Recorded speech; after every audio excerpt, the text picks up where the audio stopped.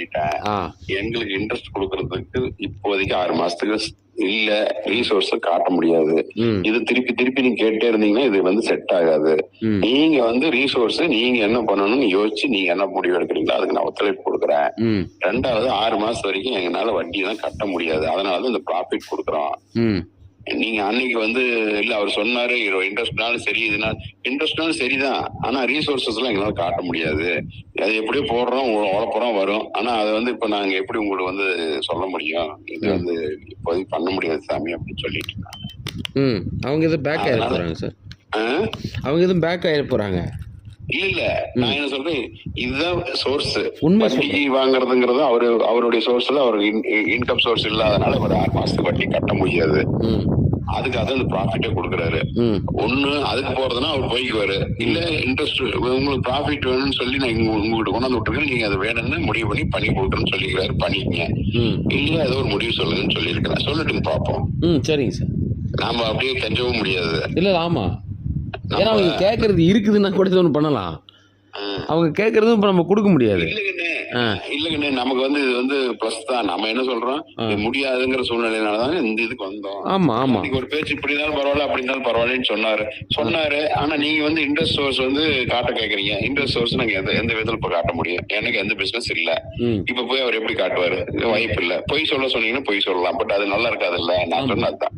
நான் வந்து ஒரு ப்ராஜெக்ட் போட்டு இது நடக்குது அது நடக்குதுன்னு அந்த கம்பசூத்திர வேலையெல்லாம் நமக்கு வேண்டாங்க. என்ன இந்த ப்ராஜெக்ட் செய்யறோம், இதுக்கப்புறம் மேலும் ப்ராஜெக்ட் செய்யலாம். இது வேணா வாய்ப்பு நிறைய இருக்குது. இதுக்கு வந்து நீங்க வந்து உங்க பேர்ல எழுதிக்கோங்க. நீங்க எம்ஓடி போட்டு கொடுங்க. உங்களுடைய ரிஸ்க் நீங்க பாத்துக்கோங்க. உங்க ப்ராஃபிட் நீங்க பாத்துக்கோங்க. அவர் ப்ராஃபிட் அவர் பாத்துக்கிட்டோம். இது 2 பேருக்கு நான் சொல்லிட்டேன். லோகத்தவர் வேற 6 பேருக்கு கை பண்ணாலும் நான் வரலன்னு சொல்லிட்டேன். ஏன்னா அவர் தாங்க எனக்கு தெரியும். மற்ற பைனான்ஸ்காரலாம் எப்படிப்பட்டாலும் எனக்கு எப்படி தெரியும்? பண்ணிட்டு இடத்த கொடுக்காம போயிட்டானா அதெல்லாம் நமக்கு ஆகாதுங்க. அதனால நான் சொல்லிட்டேன், லோகம் வந்து பண்றதுதான் அது பண்ணிட்டுங்க. இது வந்து நான் அவருக்கு தான் சப்போர்ட். நான் லோகம் நம்பி தான் வர்றேன். அவரு என்ன நம்பி வர்றாரு. நான் 2 பேருக்கு நியூட்ரலா இருந்து பண்ணி கொடுத்துட்டு அக்கட்ட போகணும்.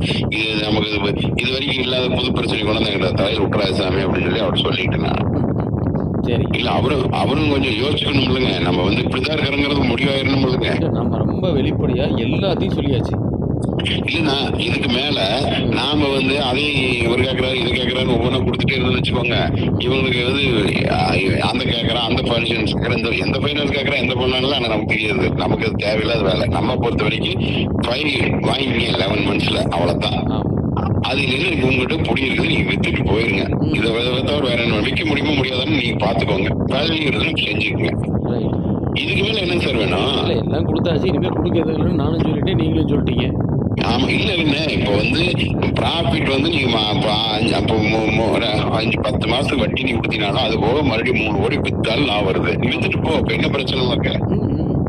எக்ரிமெண்ட்ல நாங்க போட்டு கொடுத்துறோம். 11 மாசத்துல விக்கலன்னா நீ வித்துக்கன்னு சொல்லி எழுதி கொடுக்குறேன்னு என்ன வேணும் உனக்கு? ஏனுங்கண்ணா கரெக்ட் தான். இப்படிதான் எல்லா இடத்துலயும் போய்கிட்டு இருக்கு. பட் இவங்க ஃபர்ஸ்ட் டைம் வாங்குறாங்களா எனக்கு தெரியல. அவரு ரொம்ப கீழே உளுந்து எந்திரிச்சு எல்லாம் ஏகப்பட்ட சிக்கல்ல போய் திருப்பூர் அங்கங்க அடி நம்பி வந்திருக்கிறாரு. நிறைய இடத்துல மாட்டி பணம் வசூல் பண்ண முடியாம இடத்தையும் கர முடியாம கிடக்குது. லோகுது. அவர் ஒரு டைப். அவர் மாதிரி போய் கசமுன்னு இப்ப பிரபுன்னு இந்த பையன் வச்சுக்கிட்டு மெயின்டைன் பண்றாரு. என்ன நடக்குதுன்னு தெரிஞ்சுக்கிற அவருக்கு விவரம் தெரியாது. கண்ணு லோகு சொன்னாலும் தலையாடிட்டு போட்டிக்கிட்டது. அவர் நம்பி பணம் கொடுக்கறதுக்கு ஒருத்தங்க தயாரா இருக்காங்க. அதெல்லாம் இருக்குதுங்க. அதெல்லாம் இருக்குது. அவரை நம்பி கொடுக்கறதுக்குலாம் ஆள் இருக்குது. அவர் அந்த மாதிரி ஒர்த்தான ஆள் தான். அதுல எல்லாம் ஒன்னும் மோசம் எல்லாம் கிடையாது. அதெல்லாம் இருக்குதுங்க. இது இந்த இது வந்து அன்னைக்கு உங்ககிட்ட கேட்டார்ல வெங்கடேஸ்வரா டெக்ஸ்டைல்ஸ்ங்கிறது அவர் பேர்ல வச்சு கம்பெனி நடத்துனதுதான் அது. ஆமா, அது கூட பார்ட்னர்னு சொல்லுங்க. அது மூலமா அவரே தான் அவர் தான் ட்ரை பண்றாருங்க. அவருக்கு கிடைக்குதோ கிடைக்கலையோங்கிறது நமக்கு டவுட். தவிர நம்மளுக்கு கிடைக்கலன்னு சொல்ல முடியாது. சரிங்களா? பாக்கலாங்க. நம்ம இன்னும் ஒரு நாள் நான் சொன்னேன் எதாவது இம்மிடியேட் பண்ணி விட்டுரு பிரபு அப்படின்னு. இல்லைங்க அந்த பைனான்சியர் கல்யாணத்துக்கு போயிருக்கிறாரு, நீங்க வந்துருவாருங்க, வந்தாலும் பேசிட்டு என்னங்கிறத நான் முடிவு சொல்லிடுறேங்க அப்படின்னாரு. இடத்த பாத்துட்டுங்கிறாங்க, மறுபடியும் ஒருக்க பாக்கணுங்கிறாங்க. அதில் ஒன்றும் கன்ஃபியூஸ் பண்ணாத அப்படின்னு சொல்லி அதையும் சொல்லிட்டு இடம் என் கண்ட்ரோல்ல தான் இருக்குது. நான் தான் சுவாதீன ஓனர். எத்தனை வாட்டி வந்தாலும் நான் காட்டுறேன். ஃபைனலா கரையும் பண்ணிக்கிட்டாங்கன்னா சந்தோஷம்.